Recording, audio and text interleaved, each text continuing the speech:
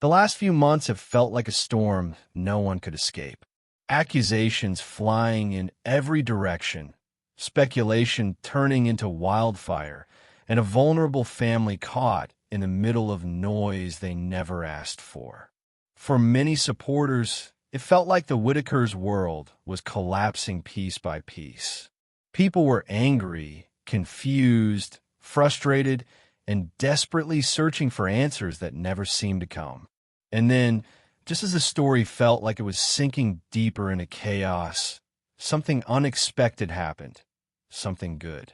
Something uplifting. Something that reminded everyone why they cared in the first place. For the first time in a long while, supporters woke up to a piece of news they could actually smile about. Timmy, Lorraine, and Ray are safe, well cared for, and, according to the latest reports, showing real signs of improvement. And not improvement in a vague, they're doing okay sort of way. The kind of improvement that makes people cry happy tears when they hear it. The kind that brings relief, joy, and hope all at once. This update didn't come from the usual online chaos. It didn't come from rumors or secondhand screenshots. It came from someone who actually reached out to the right department and finally got a clear answer. And that clarity has changed the tone of the entire conversation. For months, supporters feared the worst. Everyone had imagined Timmy isolated, confused, or upset, Lorraine scared and lonely, Ray struggling without the comfort of familiar faces. But now, the picture looks completely different. The reports describe them as comfortable, medically stable, emotionally supported, and surrounded by professionals who actually understand their needs. For the first time in weeks, people felt their shoulders drop. The tension eased. The fear softened. Because this update didn't sound like a tragedy unfolding. It sounded like healing. It sounded like hope. But the good news didn't stop there. There's now talk of something supporters thought might never happen again. Visitation being considered. Maybe not tomorrow. Maybe not next week. But discussions are happening, doors are opening, and the idea of loved ones being reunited doesn't feel like an impossible dream anymore.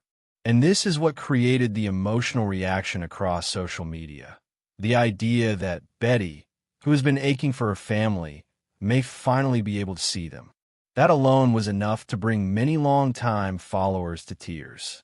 The thought of her walking into that room, seeing her sister and nephew again, hearing their voices, it's overwhelming in the best way possible.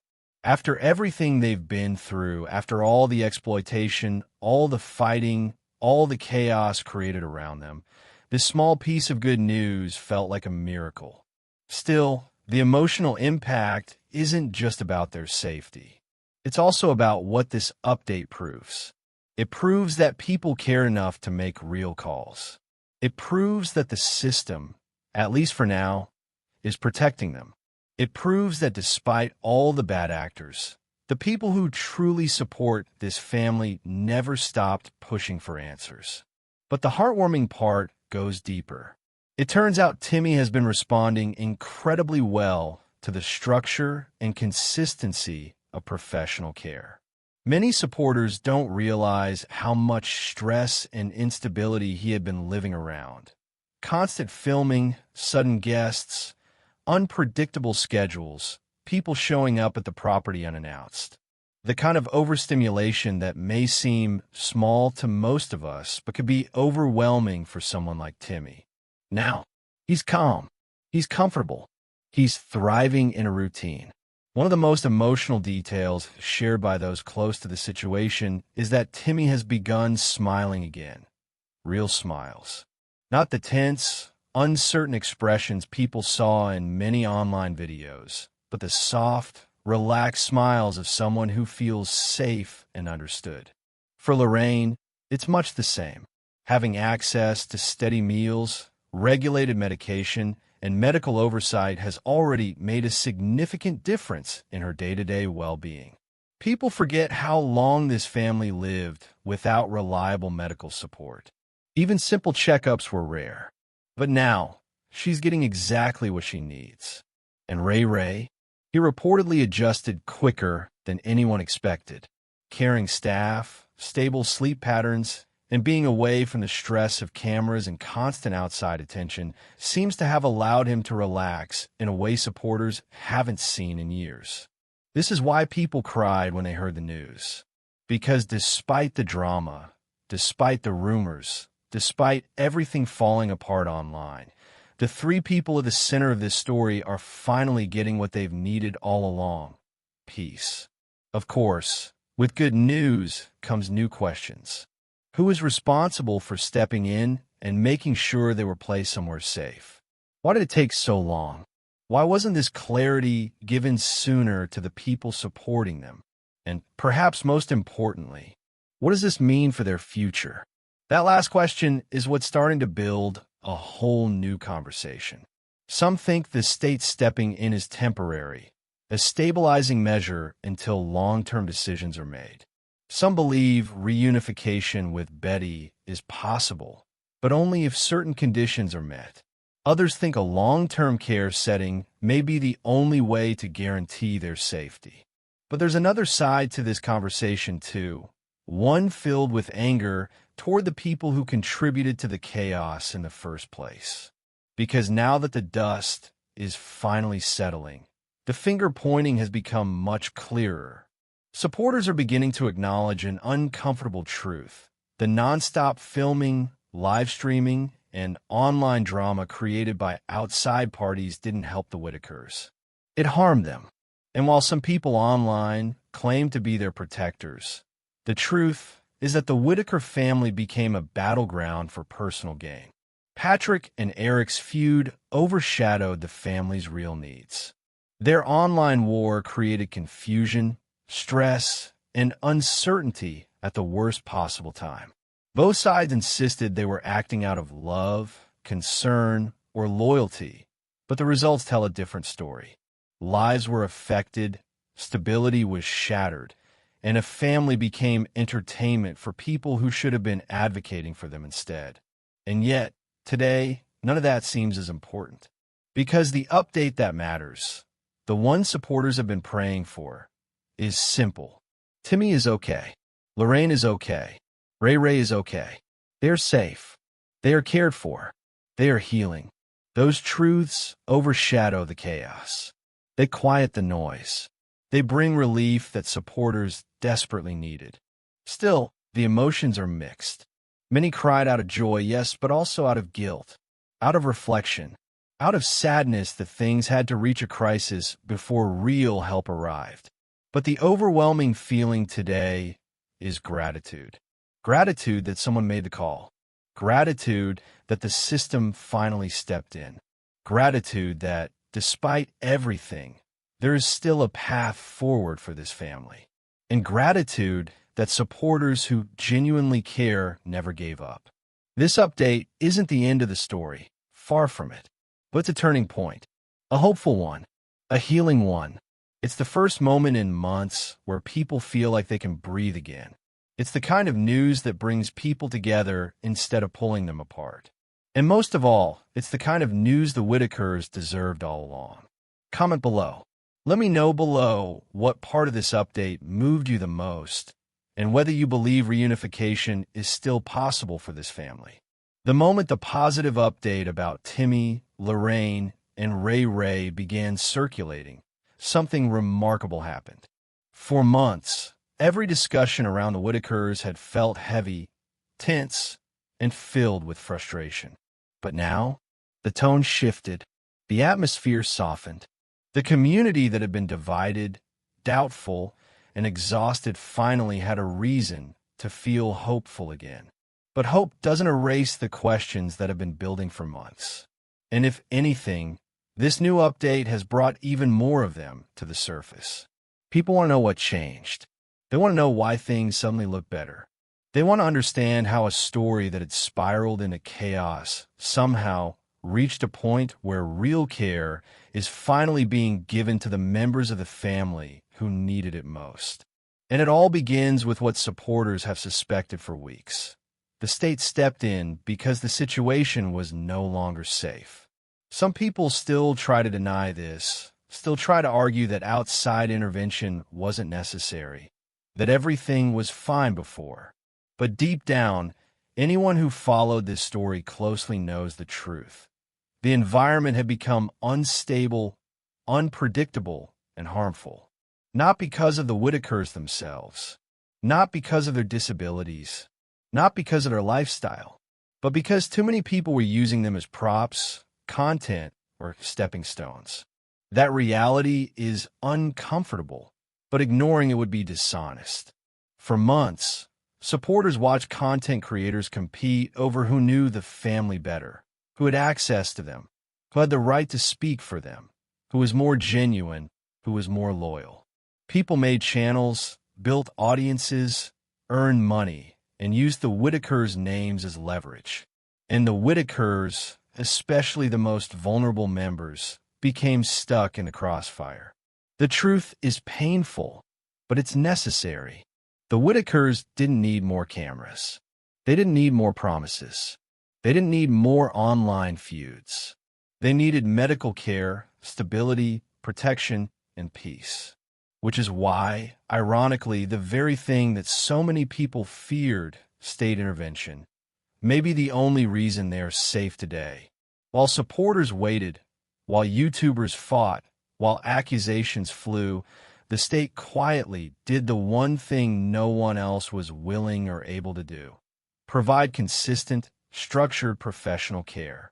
But the most emotional part of this entire situation isn't the intervention itself. It's what happened after the intervention. Because according to the update that sparked this wave of joy, the three of them aren't just surviving. They're thriving. People who have worked with vulnerable adults for years are saying that the progress seen in such a short time is extraordinary. Timmy's increased calmness, Lorraine's improved stability, Ray's comfort and connection with caregivers. It's the kind of development that can only happen when stress is removed and proper support is put in place. For many supporters, it's been bittersweet to accept that the best thing for them wasn't found in their old environment, but in the care of professionals. But acceptance doesn't diminish the relief. And relief doesn't erase the deep emotional reaction people had when they learned the three were doing well. Still, the big question hangs in the air. Where does this leave Betty? For decades, she has been at the center of this family, cooking for them, caring for them, waking up early to help them, worrying about them, and carrying burdens most people couldn't handle for a single day. Supporters feel the ache in every clip of her talking about missing her family. They hear it in her voice, see it in her expressions, feel it in every sigh and every moment she sits quietly waiting for updates that never came fast enough. Betty wasn't perfect. No caregiver is. But she loved them fiercely. So what happens now? According to those who reached out to DHHR, something important is taking place. Discussions about possible visitation. It's not confirmed. It's not scheduled. But it's being discussed. And in situations like this, that alone is a major step forward. Reunification, in any form, always begins with supervised visits. Small steps, observations, evaluations. And those steps can only happen after professionals determine that the environment is safe, stable, and appropriate. This doesn't mean Betty will be cut off forever. It doesn't mean the family is broken. It doesn't mean reunification is impossible. It simply means the state wants to ensure the well-being of all three individuals before anything else happens. And that's what has the community divided, not in anger but in emotion. On one hand, people want them together again. They want Betty to hug her sister. They want her to hold Timmy's hand. They want Ray to hear her voice and calm down the way he always did. But on the other hand, people now understand something they didn't fully grasp before.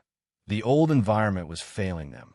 Not because Betty didn't love them, but because the people coming in and out of their lives created instability that Betty had no way to control. Filming schedules, visitors, online chaos. constant stimulation, pressure from outsiders, promises from people who didn't follow through. Betty did her best, but she didn't stand a chance against the wave of attention that hit their household. And she shouldn't be blamed for the actions of people who used the family for content. Which brings us to the emotional core of part 2. The healing that Timmy, Lorraine, and Ray are experiencing right now would not have been possible without removing them from the chaos. And even supporters who were initially against state intervention are now quietly admitting they're grateful it happened. Because the truth is, love alone doesn't replace medical care. Love alone doesn't repair stress. Love alone doesn't restore stability. But love combined with the right support, that can change everything. And that's the journey supporters want to see now, a path that brings the family back together the right way, at the right time, under the right conditions. But while the family is beginning to heal, the online community surrounding them is still trying to sort through the mess left behind. Patrick and Eric's feud continues to overshadow the real story. Each of them claims they wanted what was best for the family, but the results show something very different. Accusations, delays, excuses, and shifts in blame have done nothing but fracture the community further. Supporters who once stood firmly behind one or the other are now stepping back, saying they want no part in the feud. People want clarity, not drama. They want accountability, not finger-pointing. The emotional reaction isn't just about the Whittakers, it's about betrayal. The betrayal of trust, the misuse of influence, the manipulation of a narrative involving vulnerable people. But now, for the first time in a long time, the focus is shifting back where it always should have been, on the well-being of the family. And that's what makes this part of the story so important. The supporters who fought for answers, who made calls, who kept pushing, those are the people who helped this shift happen. The ones who didn't care about views or subscribers. The ones who didn't try to insert themselves into the story to gain attention. The ones who simply wanted the family to be safe. They're the reason this update exists. They're the reason this news brings tears of joy. Because when everything felt lost, they didn't give up. Now, the next question is how to move forward without repeating the mistakes of the past. How to support the family without overwhelming them. How to advocate for them without crossing boundaries. How to ensure that reunification, when it happens, is built on stability, not chaos. But for now, the community is allowing itself a moment of peace, a moment of gratitude, a moment of joy, because hearing that the 3 most vulnerable members of the Whittaker family are smiling, safe, and thriving is something supporters will remember for a long time. And it's only the beginning. Comment below. Share your thoughts below. Should visitation happen sooner rather than later? Or should the state wait until the family's progress is fully stabilized? As the news spread that Timmy, Lorraine, and Ray were finally safe, stable, and receiving proper care, a second wave of emotions swept through the community. One that blended joy with frustration, relief with confusion, and gratitude with a renewed sense of urgency. Because while it's comforting to know they are thriving, supporters still feel a deep responsibility to understand how things reached this point in the first place. And even more importantly, what's going to happen next. The picture that's emerging slowly and with careful verification is more complex than anyone expected. And the deeper supporters dig, the clearer it becomes that this situation didn't happen overnight. It wasn't triggered by one video, one mistake, one feud, or one outside influence. It was the result of a long buildup of stress, neglect, and instability that was never properly acknowledged. Not by the state, not by content creators, and not by the people who swore they had the Whittakers' best interests at heart. But while the history is complicated, the present moment offers something rare in this story: clarity. The 3 of them are doing better than anyone anticipated. And that is not an accident. It's the result of structured routines, healthy meals, medication management, predictable schedules, emotional support, medical evaluations, supervised daily activities, and a stable environment free from pressure, cameras, and chaos. Some supporters have asked, were they neglected before? Others asked, was someone preventing them from getting proper care? And many wondered, if they were doing so poorly, why didn't anyone intervene sooner? The reality is harsh, but necessary to acknowledge. Their environment had reached a level where intervention became unavoidable. And the heartbreaking part? It wasn't just their surroundings. It was the people influencing their lives from the outside. The ones who visited with cameras, who fed them sugar for reactions, who filmed their struggles, who posted without thinking about consequences, who treated them like characters instead of people. Some outsiders saw their disabilities as content. Others saw their vulnerability as an opportunity. Too many saw their trust as a doorway into fame or money. And even those who meant well, those who truly cared, were often too inexperienced to understand how delicate their situation was. That's why Part 3 focuses on something supporters have been whispering about for weeks: the emotional impact this instability had on Betty. Because if there's anyone who has been carrying the weight of this tragedy more than anyone else, it's her. Betty has lived her entire life protecting, feeding, caring for, and nurturing her siblings. She did this without resources, without support, without training, and without the luxury of rest. She did it out of love. And when the world discovered the Whittakers, Betty suddenly found herself thrust into a spotlight she never asked for. One day, she was cooking beans on a stove, managing medications, helping her siblings with mobility and hygiene. And the next day, she had strangers driving up her holler trying to take pictures, drones flying over the roof, and YouTubers showing up unannounced. She didn't have the tools to filter who was trustworthy and who wasn't. She didn't know how to navigate internet culture or online manipulation. She didn't understand how quickly people can turn from helpers to opportunists. And worst of all, she didn't know how to stop it.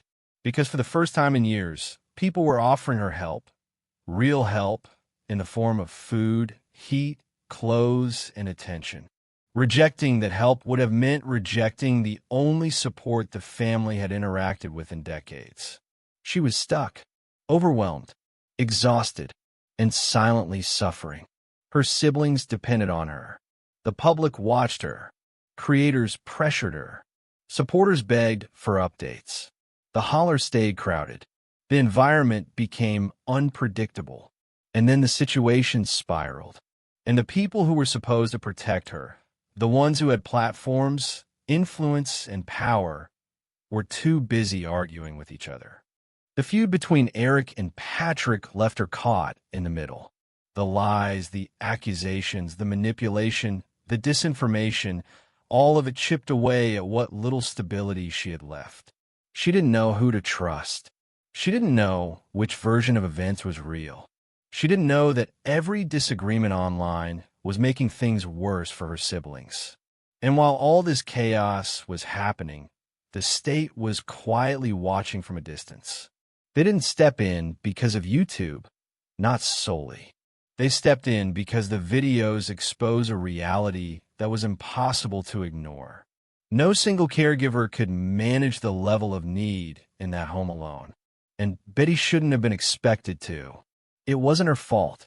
It wasn't a failure. It wasn't neglect. It was simply too much for one aging woman to handle.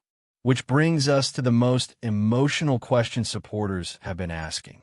Does Betty know how much better they are doing? According to people close to the situation, she knows they are safe. She knows they are receiving care. She knows they are eating well, sleeping well, and being checked by professionals.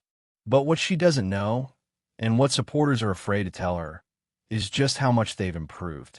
Because how do you tell a woman who devoted her entire life to protecting her siblings that their health improved the moment she wasn't their sole caregiver anymore? How do you explain that she wasn't enough, even though she gave everything she had? How do you comfort a woman who believes she failed, when the truth is that the system failed her long before she ever failed anyone? Supporters want her to know the positive news. They want her to feel comforted, not replaced. They want her to understand that her role is still important, maybe more important than ever. And they want her to be able to see them again. Not because she has to prove anything, not because she needs validation, but because a reunion would heal something deep in her heart that has been hurting ever since the day they were taken. Which begs another critical question. When will she be allowed to visit?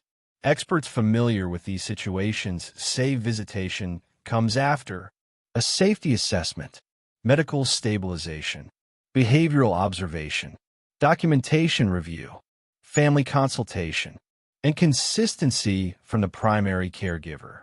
3 of those steps have already reportedly been completed. 2 are underway. 1 depends entirely on Betty's environment and readiness. But here's the part that touched the community the most.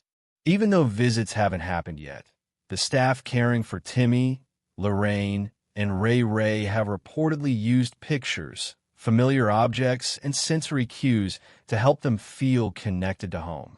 They've shown them photos of Betty. They've played sounds they recognize. They've kept routines similar when possible. They've maintained consistency in language and tone. They've created a safe, emotional bridge. That level of compassionate care has moved supporters to tears because it proves something vital. The caregivers truly see them as human beings, not as cases, not as burdens, and definitely not as content. And that's why Part 3 carries such emotional weight. Because while the community waits for reunification, while Betty waits for answers, while supporters wait for updates, Timmy, Lorraine, and Ray are experiencing something they haven't had in years. Safety, structure, medical support, emotional calm, and a life free from exploitation. Supporters have begun to say something they never expected to admit. This might be the best thing that ever happened for them. Not because the family was broken, not because Betty failed, but because the world failed them long before any YouTuber discovered them. And the state finally stepped in when everyone else was too busy feuding online. Which leads to a powerful realization that supporters have begun to express out loud. The goal shouldn't be to return everything to the way it was. The goal should be to return everything to a safer, healthier, more supported version of what it was. A version where Betty gets help. A version where the siblings get consistent care. A version where outsiders don't exploit them. A version where no one can manipulate the narrative for personal gain. A version where love and proper care work hand in hand, not against each other. That's the future supporters want for them. And maybe, just maybe, that's the future they're finally headed toward. Comment below. Do you believe Betty should be part of the care plan moving forward? Or should professionals handle most of the responsibility? Share your thoughts below. As the story moved into its newest chapter, the mood in the community shifted from heartbreak to a cautious, overwhelming hope. Supporters who had followed every twist and turn, from the confusion, the feuds, the accusations, and the heartbreak, were finally seeing something they had been praying for. Timmy, Lorraine, and Ray were not only safe, not only stable, but thriving in ways many thought were impossible. But Part 4 isn't just about where they are now. It's about where they might be heading next. And for the first time in months, the future feels brighter than the past. The latest update coming through people close to the situation paints a picture that made even the toughest supporters emotional. Timmy has been smiling more. Lorraine has been calmer and more engaged. Ray has been responding to familiar gestures and voices. These small milestones might sound ordinary to people who haven't followed the Whittakers closely. But to those who have watched every video, every clip, every photograph, these changes feel miraculous. These improvements didn't happen through luck. They happened through structure, professional care, and consistency. Every day begins at the same time. Meals come at predictable intervals. Medication schedules are regulated by professionals. Sensory activities are planned carefully. Emotional interactions are monitored to prevent overstimulation. For the first time in their lives, they are receiving the kind of care people with similar disabilities often receive much earlier, sometimes from childhood. That's what makes this progress both beautiful and heartbreaking. It shows how much they needed support, and it shows how hard Betty tried, even when the situation was too big for one person to handle. Supporters have described this update as bittersweet, because while they are relieved to see progress, they also feel the heavy emotional weight behind it. The truth is simple. The Whittakers never lacked love. They lacked resources. They lacked guidance. They lacked a safety net. And now that they have one, their lives are changing quickly. But with every good piece of news, new questions rise to the surface. Questions that supporters have been discussing for weeks.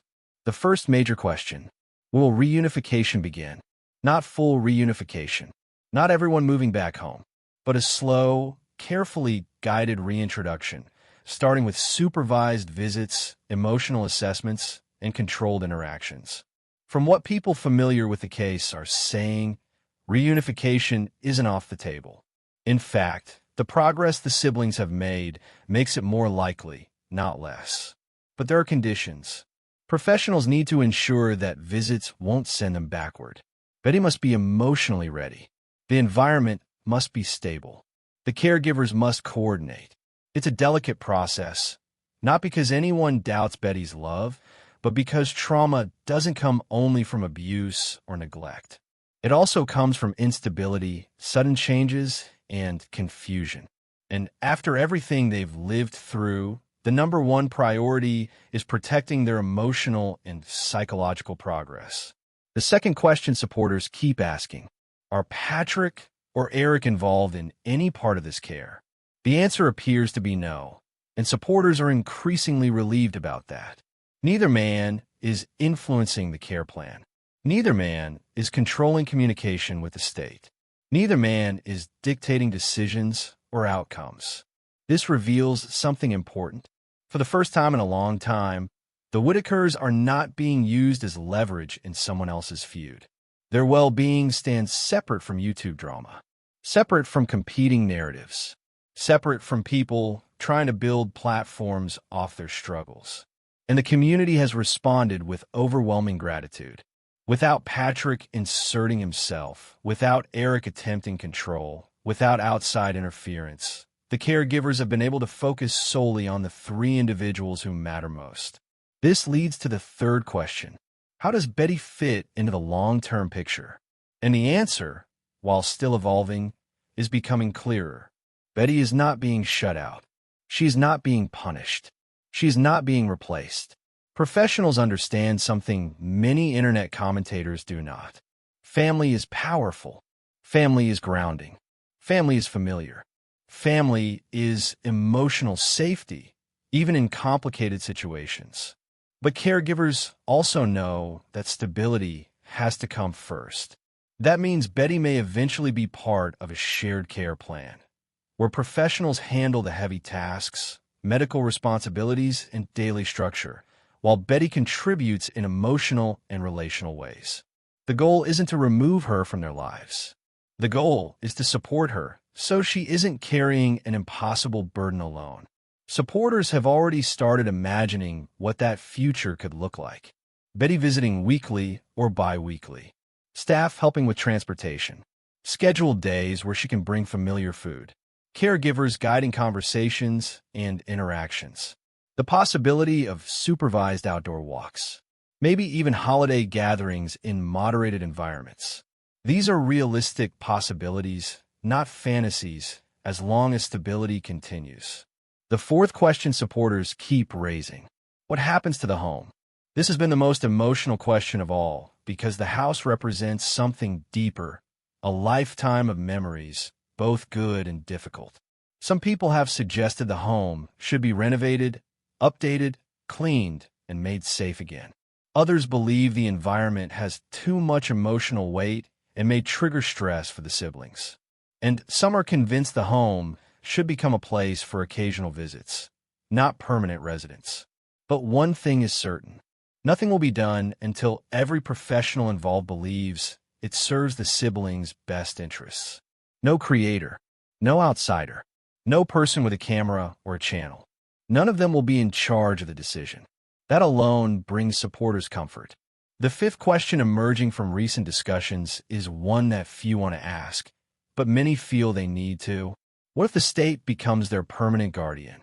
For decades, Betty was everything: caregiver, protector, nurse, advocate, emotional anchor. But as the siblings age, their needs increase, not decrease. Professional guardianship doesn't mean they will never see Betty again. It doesn't mean they're being taken away forever. It doesn't mean someone else is taking over the family. It simply means they will have access to medical staff, behavior specialists, nutritionists, daily activity coordinators, 24/7 supervision, crisis support, structured environments. It means the burden isn't on one woman's shoulders anymore. And if reunification happens, it will be structured, not thrown together in chaos or desperation. Supporters understand this.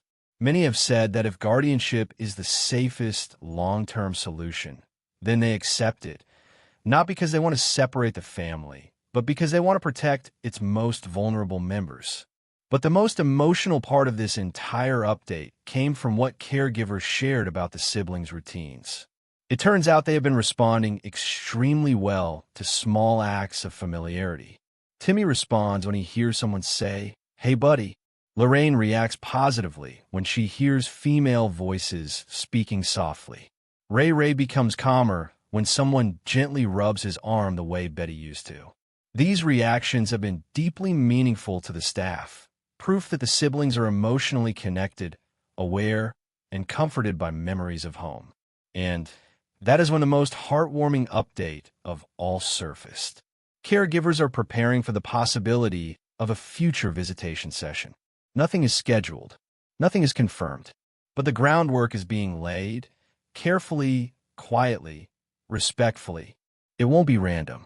It won't be filmed. It won't be chaotic. It won't involve outsiders. It will be structured with professionals present to ensure emotional safety.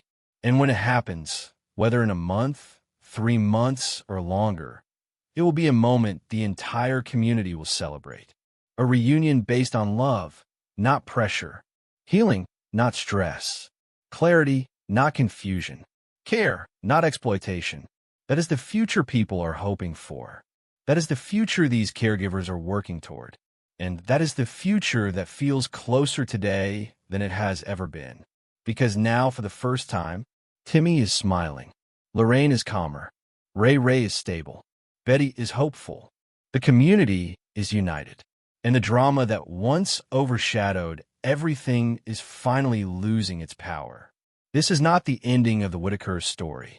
This is the first step toward a healthier beginning. Comment below. Do you think the first reunion should happen in a care facility or in a familiar environment like their home? Share your thoughts below. Thank you for watching this video. Click here to watch another video that might interest you.